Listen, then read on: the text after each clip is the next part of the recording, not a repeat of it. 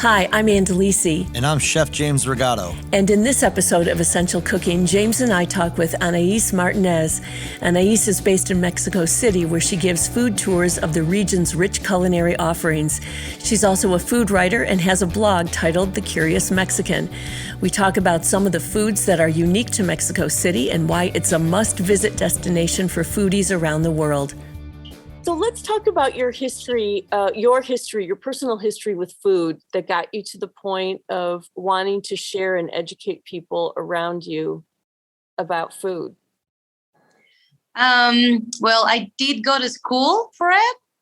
I went to university. I learned how to cook. I learned how to peel potatoes. I learned the whole thing. And it took me 5 long years because the university had a really thorough program. And it took me 5 years to realize that I never wanted to cook or be in a kitchen. So yeah, I was there, and then I was also working at the same time. And I always loved service, and I always loved talking to people, being in the front of the house, which is basically exactly what I do now. It's just not in a restaurant. I saw at some point that I realized that I didn't want to be in a restaurant life. I was not crazy enough to do that for a living. And so I bumped into this lady who was running food tours here in Mexico City. And I was like, please, just let me work for you. I'll be the most amazing host. And yeah, I fell in love with the job. Like she started the whole thing, and then I just got really curious about it, and I started expanding, and I've been doing it for 8 years now. Wow, that's a long time to be doing it. Do you It's a long time. Do you still like to cook for yourself, though? Do you enjoy cooking, when it's not so much pressure to do it for a job, like when it's to cook for people you love or your family? I now do it. For a really long time, I didn't do it because because of my job, I'm always scouting and going to lots of places. I really didn't have the need. But now I've been getting that basket of fresh produce from this project that I work with. They grow vegetables in Xochimilco. So weekly, I get tons of veggies, and I'm like, okay, I should cook. So now I've been enjoying it again. Now, I can understand, though, because I was just down and visiting Mexico City early in January, and the quantity and diversity of street food is pretty, for me, it was overwhelming because I only had so much space, and every day I feel like I almost poisoned myself with consumption because there's just too many things to taste. Yeah. And for those that aren't familiar with Mexico City, it's unbelievably massive. The sprawl is serious. And Xochimilco is kind of on the south of the city, where I would say the agricultural presence is more known. Would you agree with that statement? Yep. Yeah. That's accurate. And you were telling me too about your tours, your agricultural tours that you're starting down there. And you reminded me that that's kind of where the Three Sisters method kind of comes from. Yeah, well, it comes from all over Mesoamerica, which is middle of Mexico, which is now Mexico, of course, all the way down to Central America. It's not a specific point where you use the Three Sisters came up, but we use them a lot here in Xochimilco, and it was common knowledge in all of this region. But yeah, nowadays, lots of people don't do it, and they do only monocrop. So this project that I work with, they're no, we should just bring some. Showcase it again. It's this is what we've done for a long time. It's also people in the countryside, they still do it. They don't even think about it. They're oh yeah, you just put them together. They work together, corn, beans, and squash, and all the herbs that you get from it. It's yeah, they don't even think about oh, we should do something that's sustainable and work well together. They're just this is how we do it. I think that's where when chefs tap into agricultural, though, and seasonality and understanding why things grow together and how they interact, even comes down to pest control, things that you plant together. Certain bugs don't like certain flowers, and you plant them together and you protect the plants. But when chefs understand the seasonality, I think that the food history starts making sense, and then the food future makes a lot of sense as well. And I know there's a lot of dishes down there, dishes that you had me eating, that the story of how they came to be is so connected to the agriculture. And I think that was one of the more thrilling parts for me was the history lesson that came with your food tour. Yeah, I think that's my favorite part now, the food history and how like everything came to be, like how we got limes, because now we can't really imagine like our normal lives in Mexico City without limes. Like you go to any taqueria and we have like tons of limes and there's no limit. You can just like go ahead and use like your caldos, your tacos, whatever. Like you use tons of limes, and we didn't have them until the Spaniards came over. And like all of these things that we just take for granted, or like chili over in Asia, like they didn't have it. It came from here.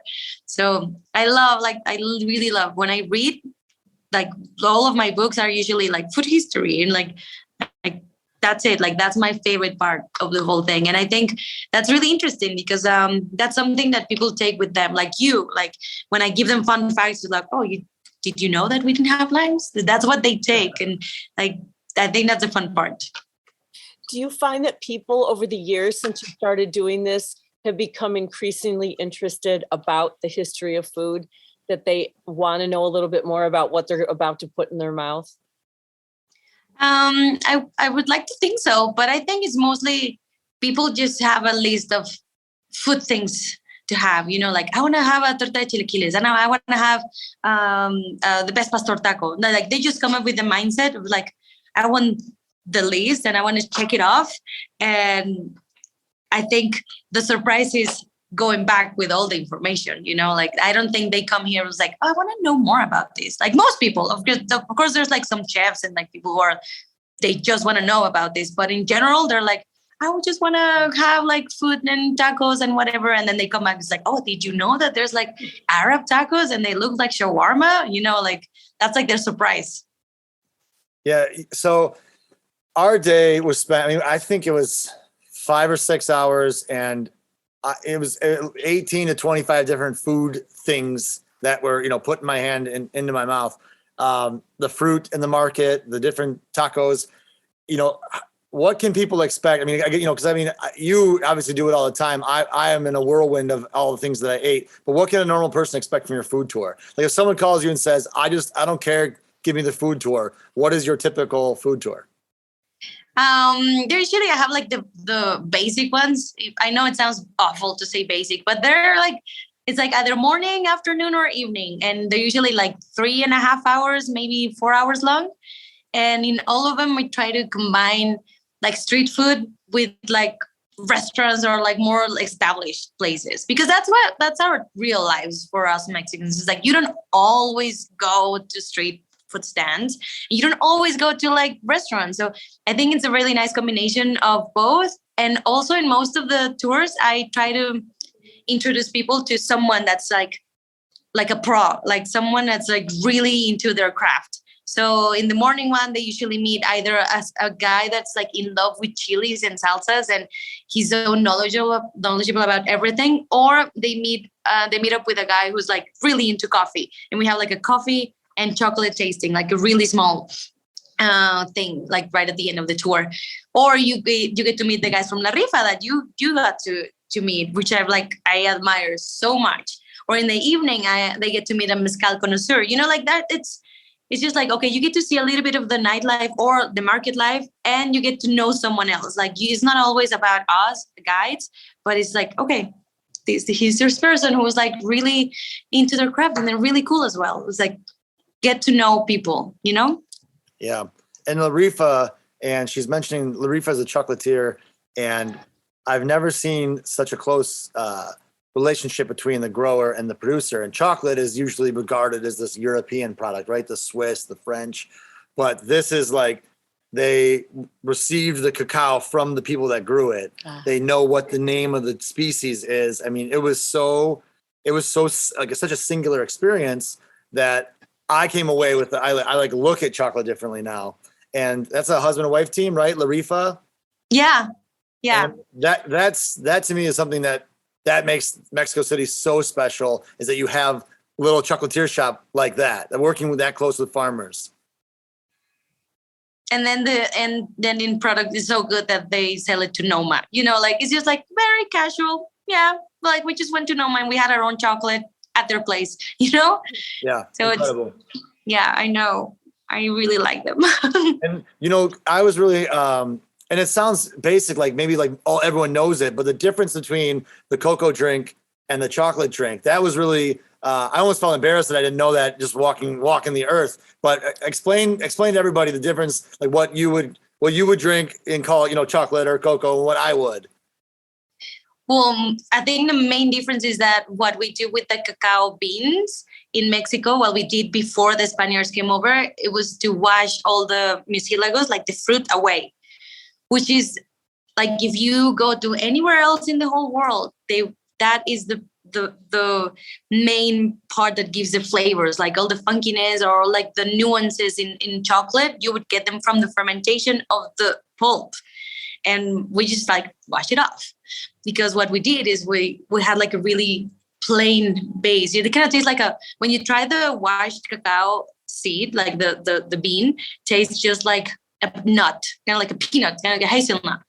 Really, like plain, because what we did is we used to add lots of spices or flowers or whatever type of things that we would have in different regions to make it, like more like tasty. And we would also just mix it with water. First of all, because we didn't have cows before the Spaniards came over. And second, because these drinks, we had them in the southern part of the country where it's really hot. So you just want something refreshing, kind of like horchata. You didn't want like hot cocoa that you just like, like warms you and whatnot. You're just like, you're in the jungle. You want something that's fresh and nourishes both your soul and your body, like we didn't want any of the characteristics that we would normally like look for right now in cocoa. So that was the main thing. So imagine like we had like something that's called pozol, that's like cacao and corn. Something that's like tejate, that's like cacao and like the mamey seed, which is a Mexican fruit, with some flowers, and it's like really fluffy and like thick and fresh at the same time. I don't know how to like that exists, but it is something like that. And we have tascalate, for example, from Chiapas, that has achiote, the annatto seed that we use for cheddar cheese. So it's like orangey, but it has like cinnamon and clove. So all of these drinks that we have, those are just three of the many, many drinks that we have like made with cacao. That's like the main difference. But I would drink the chocolate is when you leave the pulp on, you ferment it, and it kind of gets this nuance. Yeah. And then you mix like the funkiness and the sour notes that, and then you just usually you mix it with sugar to become chocolate. You have to mix it with sugar, like cacao with sugar. And that's the thing that you would normally have in milk, Right. And I think it's really funny because when we give people both, like this is a washed cacao, and then we give them a drink water-based, just you don't have any other flavor and different with the flavor of the actual cacao. And we give them like the washed one. You're like fermented and washed. And most Americans would prefer the fermented one because that's what they grew up drinking. And that's what's familiar for them. Like, oh yeah, this is like home. And then what us Mexicans would think of chocolate would be the washed one. We're drinking and you're like, yeah, this is it. This is my childhood. So I find that really interesting with most of the tours. It's like most Americans would prefer the fermented one, and most Mexicans would prefer the washed one. Yeah, for sure. It made me kind of question, like, or I guess like I don't just say hot cocoa now. I kind of stop and say, okay, hold on. Like, it's very specific. I can't just generalize. Yeah.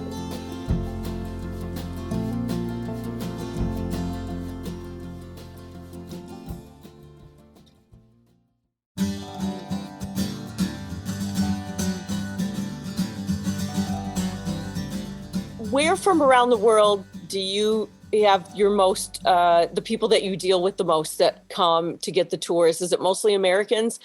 And in addition to that, like where from around the world do you get most of your tourists or people that are coming to learn about your culture and your food? So in the 8 years that I've been doing this, it's changed a lot. The beginning was mostly Australians, because, like they love traveling and they love tours and food tours and everything. And then it slowly changed. I think at some point, the New York Times named Mexico City the #1 destination to go to. And then it's just like, it changed like that. It was overnight. It went from being like just 40% of my customers being from the States to like 85. And it stayed that way, like from 85 to like 90% being from the States, because it's such an easy flight, like no matter where you come from in the States, it's just top 6 hours and it's just direct flights from all over. So yeah, But we do have like every now and then from, I think this past high season, we had like from Serbia and we had like from the UK. So yeah, I think we do have some people from all over, but mostly Americans. Yeah. Yeah, I found Mexico City to be such an easy city to get to, but also to navigate. The people were so friendly. Like I was kind of in like the opposite of culture shock, where I was expecting to have maybe more of like, international travel challenges, and it was beyond friendly. And obviously I started my week, meeting you and getting the lay of the land, but I spent a lot of that trip alone, and I was just, the second I left, I want to go back. It was a really remarkable city there. It happens a lot. Like people come here for the first time, they're like either like a 3-day layover, or they're like for a long weekend, and they end up coming back. It's just like, it's such an easy flight. And then I'm like, the first time I went through all of the touristy spots, just like check it off on my list. And then the second time you get to feel like a local for like a few days. And then the third time they're like, oh yeah, now I've been to like what locals do. And then, it happens a lot. Yeah. And the green spaces, the amount of parks, I found myself just like wandering around the parks, because like every neighborhood has a beautiful, unique, green space, and the trees everywhere. Yeah. That was amazing. That's the main surprise. Like people don't think of Mexico City as like a really green city, and it actually is. Like lots of like boulevards with lots of trees, and like Chapultepec, which is like almost 3 times as big as Central Park. It's really, really green. Yeah, I agree. So, what would you say is? What do you think is the most famous taco to come out of Mexico City? Because I feel like I was kind of overwhelmed with the amount of options of tacos. Because I feel like when you go to Tijuana, it's kind of all El Pastor. You go to Oaxaca, it's Tlayudas. Like, what do you feel like? Baja is obviously the fish taco. What do you think if someone's there and they can have one taco in Mexico City? What is that taco? Okay, so you said Tijuana tacos al pastor, but they're not tacos al pastor. They call them adobada. And they're slightly different, even though they look the exact same as our tacos al pastor, because tacos al pastor are from here. Those are our pride and joy. Basically, we have like 2. We have that one, and we have taco de suadero. Those 2 are like chilango tacos by excellence. And like this is gonna like get you in troubles if you go there to Tijuana and say like, oh, I want a taco al pastor. They'll be like, oh yeah, we don't have tacos al pastor. We have adobada. Like they're always like, like very clear difference. And we would say the same. Like I would say the same. Like I love Oaxaca, and I would never tell you to have like a good taco al pastor there. I would be like, oh no, like get anything else. And also like going to Tijuana, it's like, don't get the pastor, because they have adobada that's good, but we have really good al pastor. And the suadero, which is like, like so soft and tender, because the meat has been like cooking like in fat and water for such a long time that it's just like really nice and tender. So those 2 are like, you have to have those 2 here in Mexico City. Don't go anywhere else. Come here, get those 2. So don't say El Pastor in Tijuana. You got to say adobada. All right. Yeah. Even if it says El Pastor on the sign, still say adobada.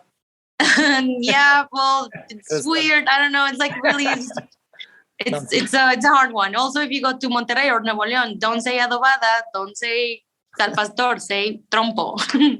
All right, fair. I know it's hard. I know it's hard. We probably got to have a whole separate podcast about the taco. But no, this is great. If anybody can find you on Instagram at The Curious Mexican, and you book tours. Pretty much, you have people that work for you, so you can do 7 days, pretty much year round, right? Yeah, exactly. And we have like once a month we have the sunrise tour, and now we have like the Meet the Hood, which is like going to different neighborhoods, which are outside of the usual Condesa, Roma, Juarez that everyone goes to. So it's like different things, pop-up tours. But basically every day we can go to the market and have an amazing experience. Yeah, I can't wait. I'm coming back. I'm booking it again. I want to go to Xochimilco. I want to see everything. We'll do something different, I promise. All right, good. Well, thank you so much for this. Thank you very much.